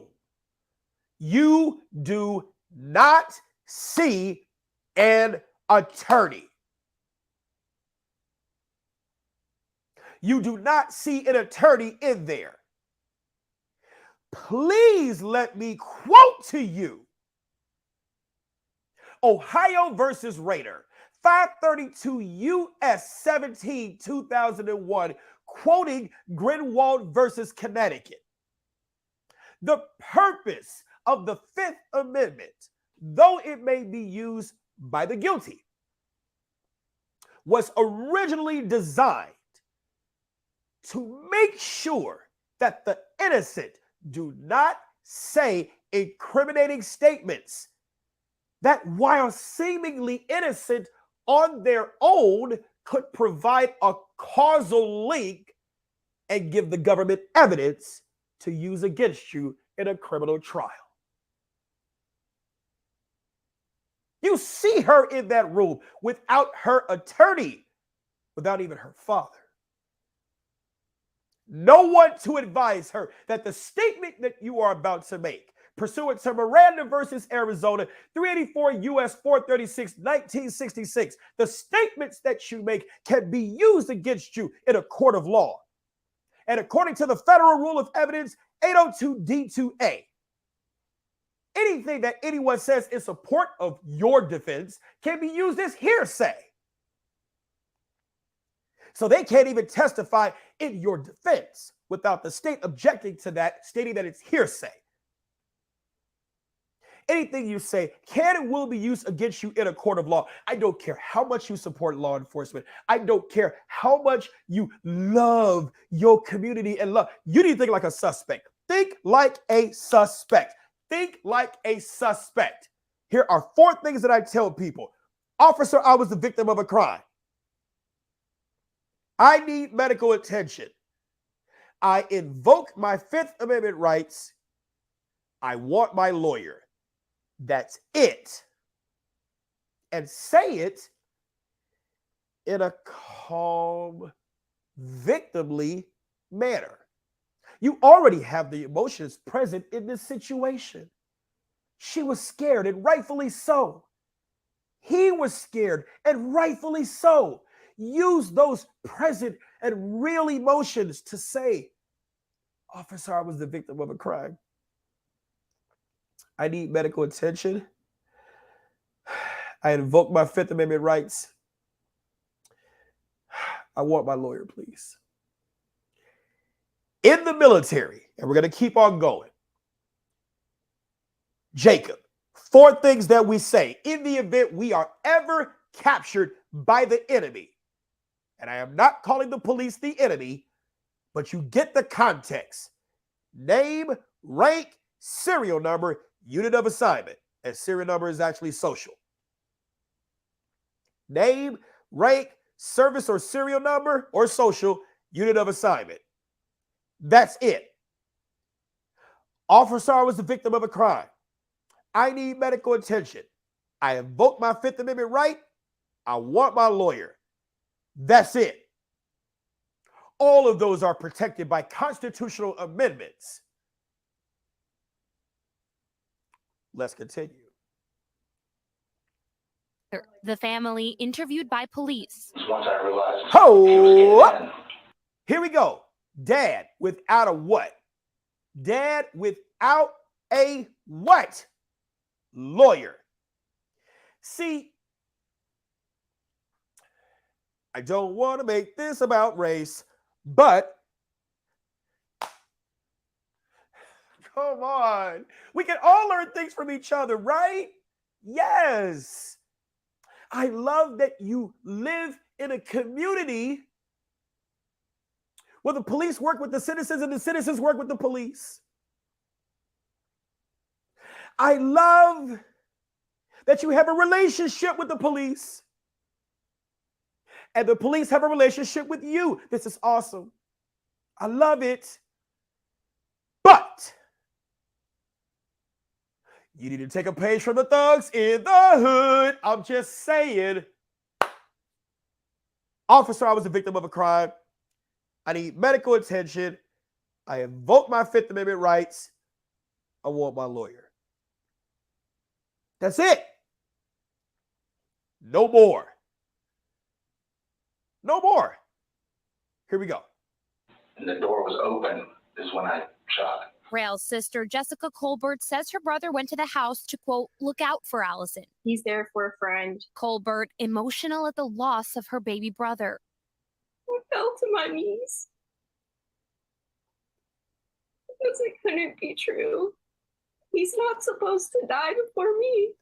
Last year, a new stand your ground law went into effect in Ohio, expanding rights for individuals using deadly force in situations of self-defense. Prosecutors in this case deciding not to move forward with any charges against Mitchell Ducro. I think not only should Mr. Ducro be held accountable, but so should the other people involved that did not do a full investigation. But on that day, 1 month ago, Allison was grateful for what her father did. Girl, I'm not mad at you. I want you to pay attention.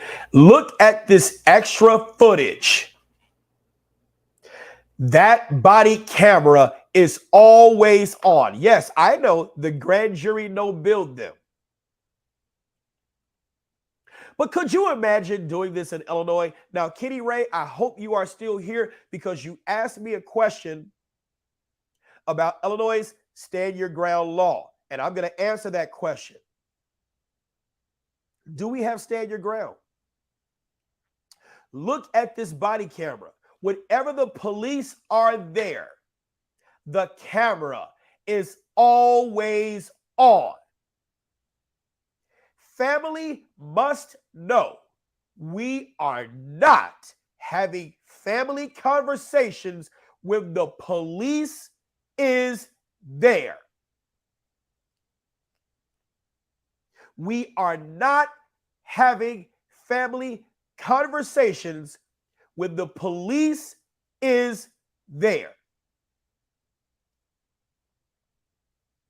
When the police is or are there, they are there to collect evidence. Collect evidence. No. You didn't ask about Ohio. You asked about Illinois. You specifically said, do we have stand your ground? I'm going to answer that question. Okay? Here we go. You come here. I'm okay. Thank you for saving me. Dad, you're the best dad ever. You just saved my life. All right, Julie Sirkin joins us now live in studio. We do want to mention. I'm okay. Thank you for saving me. Dad, you're the best dad ever. You just saved my life. That statement I'm cool with. I like that statement. That's awesome. That's awesome. You're the best dad ever. You just saved my life. That is awesome. I love that. I love that. Love that. I don't think there's any way that could be misconstrued.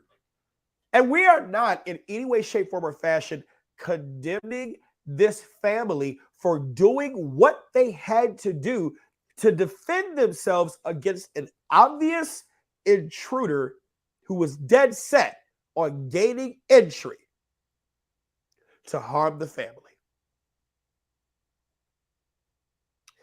Did his sister see the video before she was interviewed? I don't know. I don't know. It probably suggests that, right? But in this situation, when I was hearing this video, I noticed that there were some oops. And they definitely became teaching moments. James K. asked an awesome question. Can the police use what I say to nurses or doctors? Well, if you say it within earshot of the police, they heard it.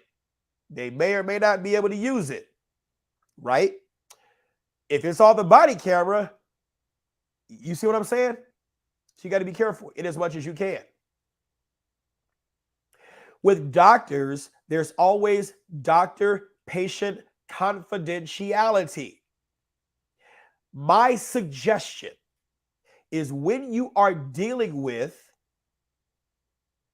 doctors and nurses, thank you, potentially criminal. Great minds think alike. Keep it to medical treatment. I am suffering from back pain pursuant to a gunshot wound. I'm suffering from pain pursuant to having been cut. In the midst of a struggle, I was cut. In the midst of a struggle, I was hit. Don't go into detail with the doctor. Don't. Do you want to take that chance of having the doctor know the specifics about your situation for an attorney to have to argue doctor-patient confidentiality? Do you want to run? I used to work at Advocate Christ Medical Center. I used to work in the trauma unit. Advocate Christ Medical Center is a level 1 trauma. Prior to the University of Chicago being built within that trauma center in the garage, that's where it is, right? So during one of the worst summers, we had a lot of stuff come through there. I was in the ER heavy. That was the same summer that Thomas Wortham, Chicago police officer, was shot and killed. Nate Taylor was shot and killed. So do not, if you are ambulatory, Kitty Ray, check me on this, but ambulatory means you're able to walk, you're able to function, you're able to talk, I would assume, right? In the event you're ambulatory, alert, have your faculties about yourself, right? Stop giving a bunch of goddamn details.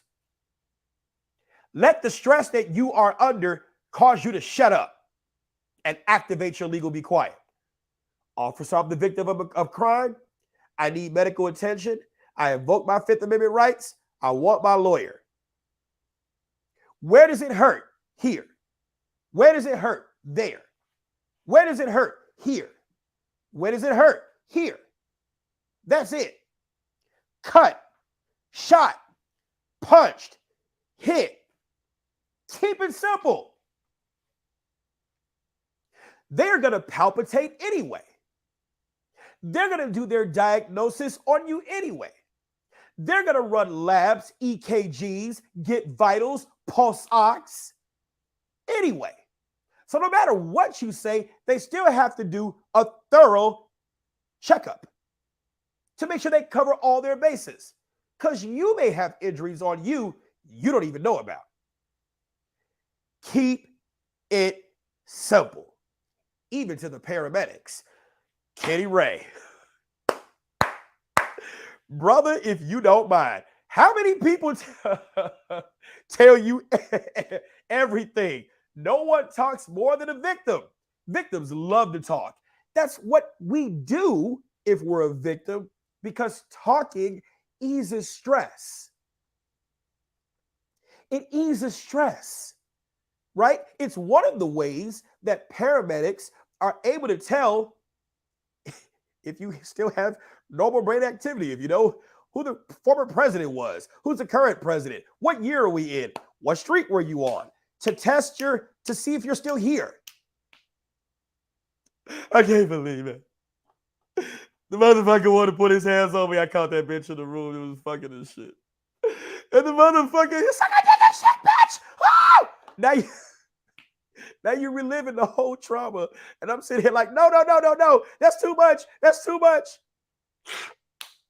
Sorry, sinuses. That's too much. Gail, I wish I had that little thing that Lee's got from the bottom of the bottle.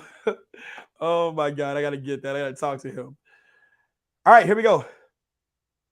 Yeah, don't sit there. And I'm telling you, as a first responder, former first responder, I've responded to plenty of situations where victims love to talk, right? You said, I'm not asking those types of questions. However, do not make declarative statements. Absolutely. Absolutely. You said it's best to supply your own narrative instead of letting the police form their own in some cases. Hell no. No, we are not. No, here's my narrative. Officer, I was the victim of a crime. I need medical attention. I invoke my Fifth Amendment rights. I want my lawyer. That's it. Don't be fancy and say, I plead the Fifth. No, don't do that. It's cute on Dave Chappelle. But I want you to understand that statutory law, black and white, yes, Jacob.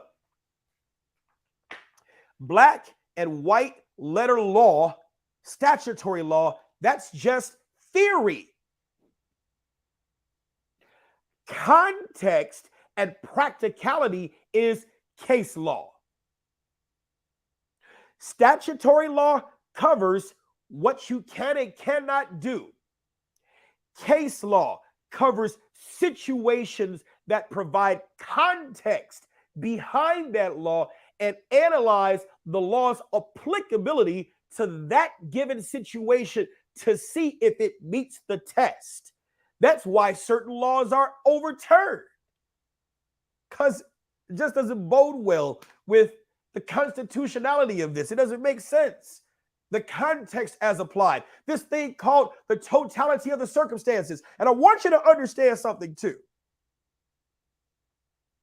In Illinois, there are, matter of fact, I got my notes right here. Matter of fact, I'm going to share this screen because I was going to make a slide out of it, but I'm going to share this screen because screw the slide, right? Let's get to it. Let me share this because I want you all to understand this. Reason, right, reasonable. Let me get to those slides. Reason, right, reasonable. I think you're going to find some value out of this. I really had fun trying to think about this, right? Okay, that's too much. Let me back out of that. There we go. Okay, figure, stop it. All right, maybe I'm doing too much. Here we go. All right, there we go. Got it. Good. So, back to the top. Reasonable belief. Is it really subjective? This is going to be awesome. Reasonable belief. Is it really subjective? I'm going to quote to you Illinois law. Chapter 720, Illinois Compiled Statutes, Act 5, Section 7-1. In defense of person.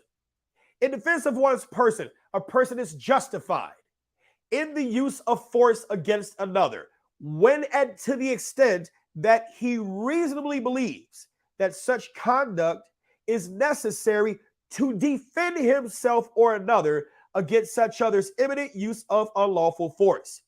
However, he is justified. Sorry, I'm trying to zoom in the right way. Justified in the use of force which is intended or likely to cause death or great bodily harm. Only if he, oh God, sorry y'all, my fingers are doing a thing. Only if he reasonably believes that such force is necessary to prevent the commission of a forcible felony. Now I know you all are like, well, I reasonably believe, but I want you to understand, reasonable belief is not decided by you. Reasonable belief is decided by the triers of fact. Let me get to that. Here we go. Sorry. Here we go. 3 R's in post self-defense. Reason, a cause, explanation, or justification of an action or event. We all have reasons to do things, right? What's my reason? Why did you do this? Right? Then you have right, which is a claim recognized and delimited. I almost said delimited. That's not it. Delimited or fixed by boundaries or limits by law for the purposes of securing it. Reasonable means the belief that an ordinary, prudent man would form a, don't get offended, ladies. Okay, an ordinary, prudent man would form under the same circumstances. A reasonable belief is not based solely on speculation, conjecture, or rumor. Okay, but here's the question that I have. Does the reasonable man have training in the act being assessed? You said your nose is the same right now? Here we go. Here's a question I have. Jacob, you're going to find this interesting. Does military have courts martial? Of course they do. We know about court martials. If you've ever watched, I almost forgot the name of the movie, A Few Good Men, right? When Colonel Nathan R. Jessup was being tried for ordering the code red. Who did you see on the panel? You did not see civilians.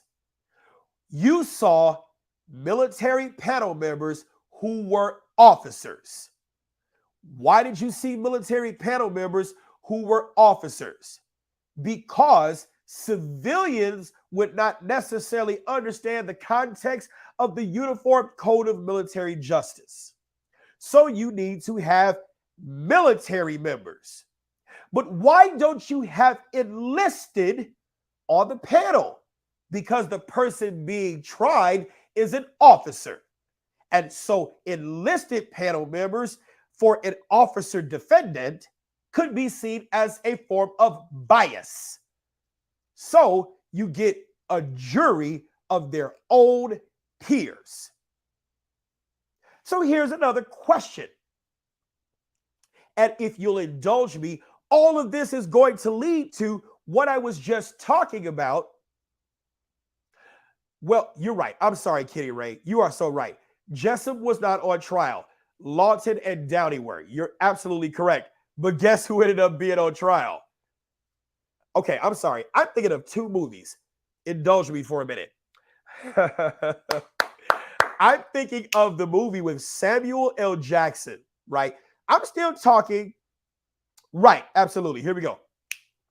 What I'm doing is I'm combining my theory with two military movies, A Few Good Men, and what's the other movie with Samuel L. Jackson and Tommy Lee Jones? Rules of Engagement. There we go.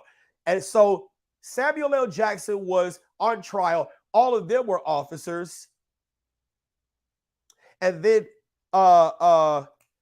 when you had, what am I trying to say? When you had A Few Good Men, I think there was an officer enlisted mix, right? But you get what I'm saying. Civilians don't serve on those juries. And so you need to find out if in your state, whether your state does subjective or objective reasonable belief assessments. Reasonable belief could depend on the subjective collective beliefs of the triers of fact in a given county, the people. I got to highlight that. Go on ahead and screenshot that. Here we go. Reasonable belief could depend on the subjective collective beliefs of the triers of fact in a given county. So, why did the grand jury in Ohio decide not to charge or not to give a true bill of indictment for the dad? Because the grand jury consisted of members in that community that had a duty to assess and say, if this person tried to break in my house in this same way, could I be in the seat of that defendant? You said they were Lance Corporals and oh, you guys are talking about something else, right? Here we go. Could I be in the same seat of that defendant? Could I be, if we give a true bill of indictment of that guy, that could be me. That could easily be me. So think about the juries in your area. We live in Chicago. I live in Chicago. What are the beliefs of the collective community as it relates to self-defense? And here's this. Good night, Rose. And here's this. Who serves on juries? Who serves on juries? You said, let's get real about the race card. I'm sorry. Okay, you distracted me. Here we go. In looking at this, who serves on juries? Right? Do you have the people from O Block? Do you have the people from the village? Do you have the people that live in the community? Do you have low-income persons that serve on juries? Who actually serves on juries? Can they understand from the perspective of the single mom who has this and has this and has that? So as much as we say of objective reasonableness, is there a level of subjectivity in the jury? Are these pretty good? Are these good questions to think about? If you're looking at the Fourth Amendment, I believe we talked about this. For police officers, there's Graham versus Connor, 490 U.S. 396, right? And that created the reasonableness inquiry. I believe that was 1986. The Fourth Amendment reasonableness inquiry is whether officers' actions are, quote, objectively reasonable in light of the facts and circumstances confronting them without regard to their underlying intent or motivation. The reasonableness of a particular use of force must be judged from the perspective of a reasonable officer on the scene, and its calculus must embody an allowance for the fact that police officers are often forced to make split-second decisions about the amount of force necessary in a particular situation. Are civilians given that same? Are civilians get? Yes. My nose is kicking my butt right now. Jury of your peers are not actually your peers. I'd be looking like a ham sandwich at a grand jury hearing with these same facts in Chicago. I hate to say it, but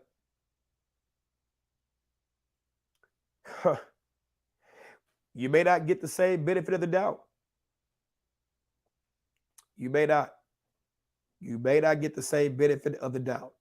Objective reasonableness. That's scary, especially if you're looking at it from the perspective of someone who may not have received the same training. Objective judgment or belief refers to judgment or belief based on objectively strong supporting evidence, the sort of evidence that would be compelling for any rational being. But if you don't have the same training I have, if you don't have the same experience I have, could that hinder your assessment? Could that hinder your assessment? What about subjective belief? Refers to a standard of reasonableness that asks whether the circumstances would produce an honest and reasonable belief in a person having the particular mental and physical characteristics of the defendant, such as their personal knowledge and history, when the same circumstances might not produce the same in a general, reasonable person. You said subjective does not mean reasonable. Please explain. Because subjective, we're talking about me and my experiences and what led me to believe. What led me to believe. The things that I may have eyes for, you may not have eyes for. I'm going to show you this video. This is going to be absolutely amazing. Don't take my word for it, right?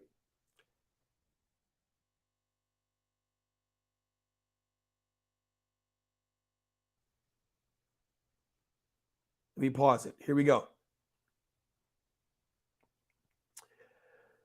Whew. That's why voir dire is so important to the prosecution and the defense. Agreed. Can't disagree with you there. Can't disagree with you there. We're going to watch this video. Okay? Make sure that it's show. Okay, here we go. Let's watch this video. This is a test of selective attention. Count how many times the players wearing white pass the basketball.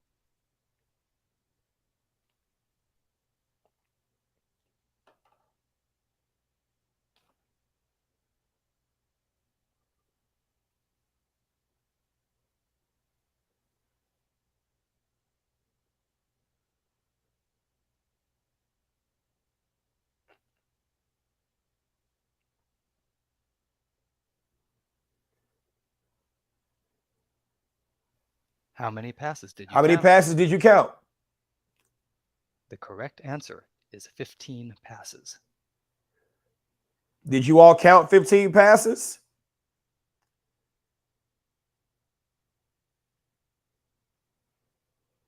I'm just waiting for the comments to catch up. Did you all count 15 passes? Here we go. But did you see the gorilla? Did you all see the gorilla? How many of you honestly, I really want you to be honest. How many of you honestly did not see the gorilla? How many of you did not see the gorilla? If you didn't see the gorilla, sound off in the comments.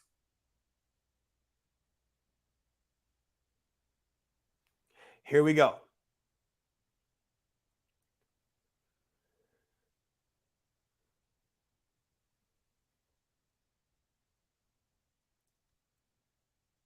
This video is from research by Daniel Simons. You said I wasn't. Thank you for being honest. I wasn't watching the passes. The gorilla and the S's on the wall on DVDs had from me VizCon confused. Productions. All right, here we go. Learn more at theinvisiblegorilla.com. Let me get to this next video.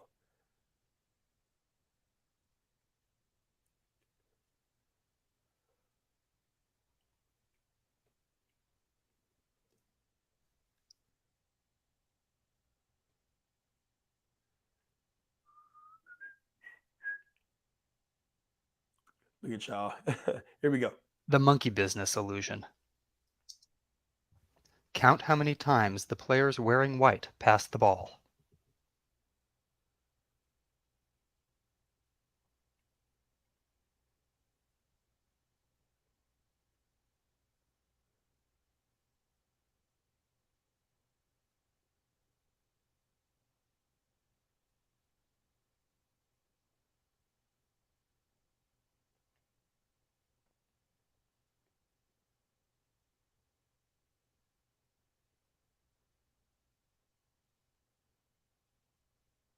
How many passes did you count? Sound off in the comments. How many passes did you count?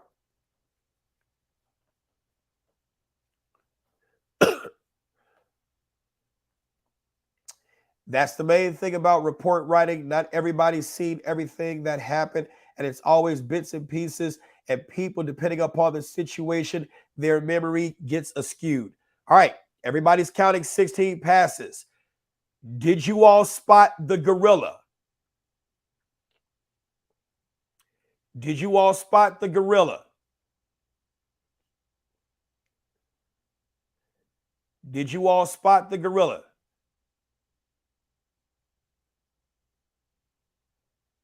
Okay. James said no. Life with Big B said yes. Here we go. In the comments, what else did you spot? What else did you spot? Hey, Marla. What else did you spot? He came through and did a little twerk.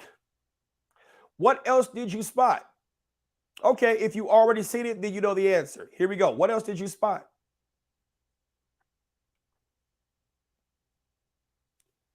Did you see anything else happen? I don't know what kind of passing that was supposed to be. The balls had shapes on them. The curtain changed from red to yellow. Okay, there's something else that happened that you didn't see. The correct.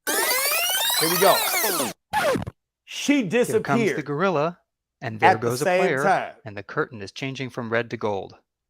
She disappeared at the same time.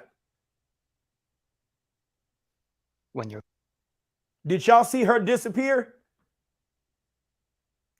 Let's sound off in the comments. Did you all see her disappear, honestly? Because if you didn't see her disappear, don't feel bad. This is a phenomena called inattentional blindness. Inattentional blindness. See, the majority of you all did not see her disappear. That one got you. See? So here we go. Objective reasonableness and then subjective reasonableness, right? Subjective. I could have seen it. The rest of y'all didn't see it. Or it happened. How could you not have seen it? It was in front of you. You got eyes. Your brain will make you think that you really saw some shit that didn't even happen. Or that you saw everything and you really didn't. This is an amazing book. I urge you to go read it. If you're looking for a gorilla, you often miss other unexpected events. And that's called the... And that's the monkey business monkey illusion. business illusion. Learn more about the invisible gorilla. The invisible gorilla. Right? The invisible gorilla. And see, most of you all didn't see it, but some of you did. That's called inattentional blindness. Right? You don't always see what you thought you see. Here we go. I'll give you another example. Let's just say it's a situation, and then we're going to close this out. We're getting close to 2 hours.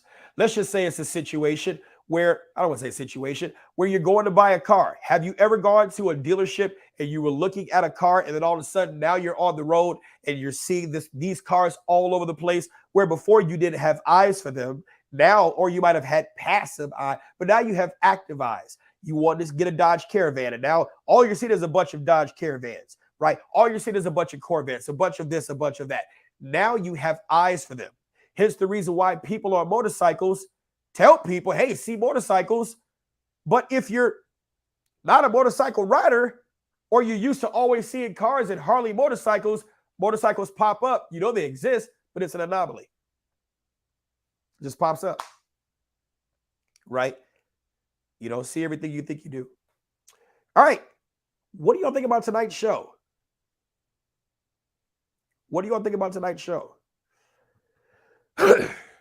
I do hope you all found value in that.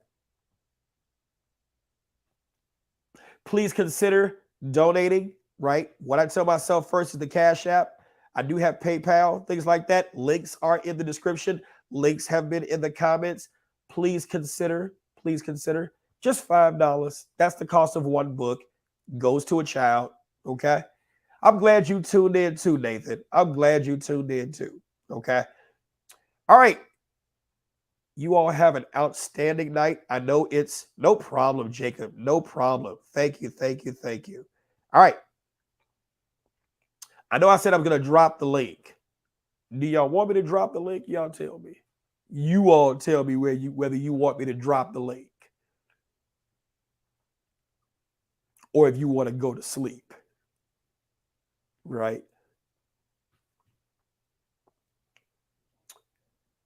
James said, drop it. And we got over 100 likes too. Appreciate that. Thank you, Gail. Thank you, Gail. Christy, yes, Gail is an awesome moderator as well. So Christy and Gail, I appreciate you all. Gail, my show is every Wednesday night. That's my consistent, show every Wednesday night from at 8 p.m. Central Standard Time because we lost the bear. My cousin. Lost my cousin, y'all. Because we lost the bear, I had to go on late. Shouts out to the bear. Is that him? I think it's crazy. You can't even have a teddy bear in Chicago. Oh, Gail is an awesome moderator. Christy is too. Christy been kicking butt on this. I love it. I love it. I love it. I love it. I can't believe this.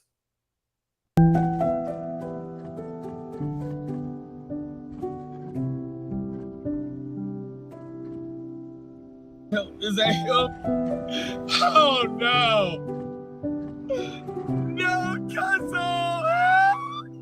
Bears aren't even safe in He Chicago. said he would never put more you than you can Long bear. live Buddy Bear. Say his name. Say his name. Say his name. I gotta be very quiet now. Let me Y'all go drop to the Cash App. Is that help? Is We that gotta bury him. All right, y'all. Y'all have an outstanding night. Bears lives matter. Bears lives matter. Chrissy almost as good as Gail. I ain't saying almost as good as Gail. They're both. I value them both. I value them both. I do. Hey, Amanda. Oh, my condolences gone too soon.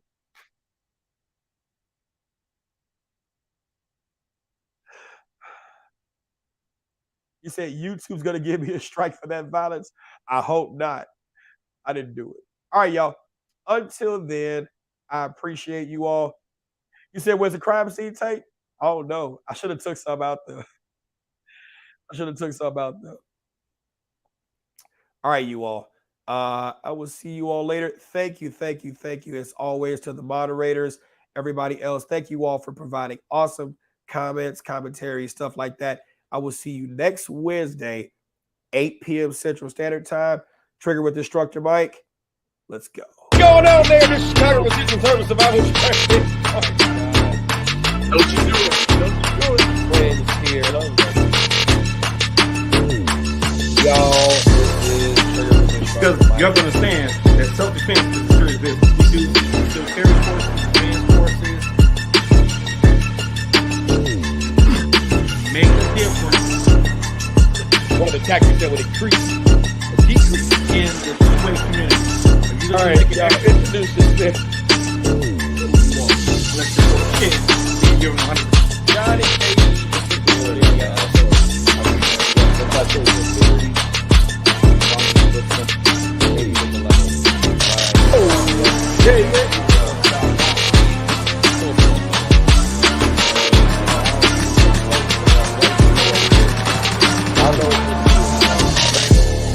You already know what it is. I saw that, and I've done my share. Ooh, I'm about to put yours up here too. Ooh, look at this one. My comment is, I want. Hey, you'll be back. Hey.